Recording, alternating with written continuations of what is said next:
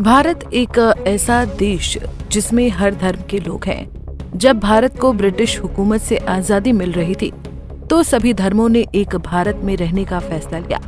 हालांकि ये बात अलग है कि ज्यादातर मुसलमानों ने भी पाकिस्तान बनाने के बाद भारत में रहने को ही प्राथमिकता दी, लेकिन बाकी सभी धर्मों के लोगों ने भारत को ही अपनी जमीन और मुकद्दर माना।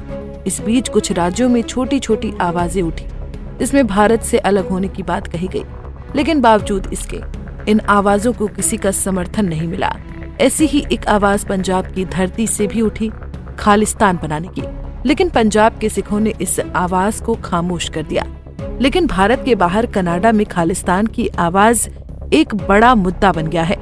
भारत से कनाडा गए कुछ सिख समुदाय के लोग जो खालिस्तान के मुद्दे को उठाकर अपनी राजनीति चमकाना चाहते हैं, अब वो कनाडा में रह रहे हिंदुओं के खिलाफ हो गए हैं।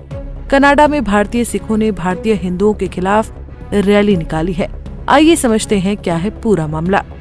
दरअसल कनाडा में खालिस्तानी समर्थकों ने टोरंटो में हिंदू विरोधी एक परेड का आयोजन किया, जिसमें उन्होंने कनाडा से 8 लाख हिंदुओं को वापस भारत भेजने की मांग की। इस परेड के दौरान एक बड़े ट्रक में एक पिंजरा रखा हुआ था। इस पिंजरे के अंदर भारत के प्रधानमंत्री नरेंद्र मोदी, गृह मंत्री अमित शाह और विदेश मंत्री एस जयशंकर के पुतले रखे हुए थे। लेकिन इस विरोध में हिंदुओं को कनाडा से निकालने की बात दोनों समुदाय के लिए करना, खासतौर से ऐसे समुदाय जो एक दूसरे के पूरक हैं, उसके बीच गहरी खाई पैदा करने की कोशिश की गई है। ये खालिस्तानी एजेंडा कम पाकिस्तानी एजेंडा ज्यादा लगता है, लेकिन सवाल उठ रहा है कि खालिस्तान की मांग कैसे अस्तित्व में आई। कौन लोग हैं जो खालिस्तान के लिए मांग कर रहे हैं? किस स्थान पर ये खालिस्तान नाम का देश बनाया जाएगा?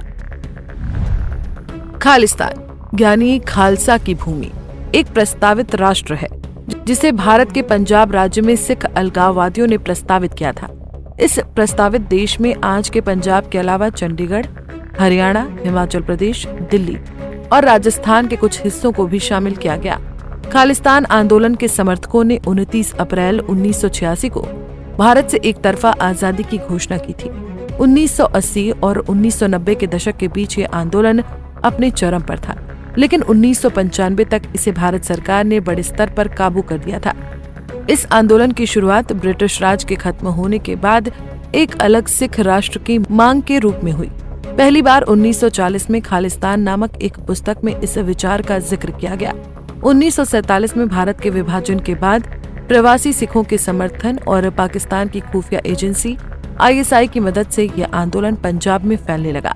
1971 के भारत पाक युद्ध के बाद पाकिस्तानी प्रधानमंत्री जुल्फिकार अली भुट्टो ने सिख नेता जगजीत सिंह चौहान से खालिस्तान के निर्माण में मदद का प्रस्ताव भी रखा था। 1980 के दशक में आंदोलन उग्र रूप लेने लगा। इसे रोकने के लिए भारत सरकार ने कई सैन्य और पुलिस अभियान चलाए, जिनमें सबसे प्रमुख 1984 का ऑपरेशन ब्लू स्टार था। इस दौरान बड़ी संख्या में आम नागरिक मारे गए और भारतीय सेना पर मानवाधिकारों के उल्लंघन के आरोप लगे। आंदोलन में फैली हिंसा और सिख समुदाय के एक बड़े हिस्से के मोहभंग के चलते 1990 तक ये आंदोलन धीमा पड़ने लगा और अपने लक्ष्य तक नहीं पहुंच सका। वहीं भारत ने परेड को लेकर नई दिल्ली में कनाडाई उच्चायोग के समक्ष विरोध दर्ज कराया है। टोरंटो रैली में भारतीय नेतृत्व और कनाडा में रहने वाले भारतीय नागरिकों के खिलाफ अस्वीकार्य छवियां और धमकी भरी भाषा का इस्तेमाल किया गया था। इससे पहले भी विदेश मंत्री एस जयशंकर की लंदन यात्रा के दौरान लैंथम हाउस के बाहर उनकी सुरक्षा में चूक हुई, जिसमें खालिस्तान समर्थक शामिल थे। बहरहाल खालिस्तान एक ऐसा मूवमेंट है जो भारत में बहुत हद तक कंट्रोल कर दिया गया है। भारत के पंजाब में जहां सबसे अधिक सिख आबादी है, वहां पर भी खालिस्तान मूवमेंट असफल है।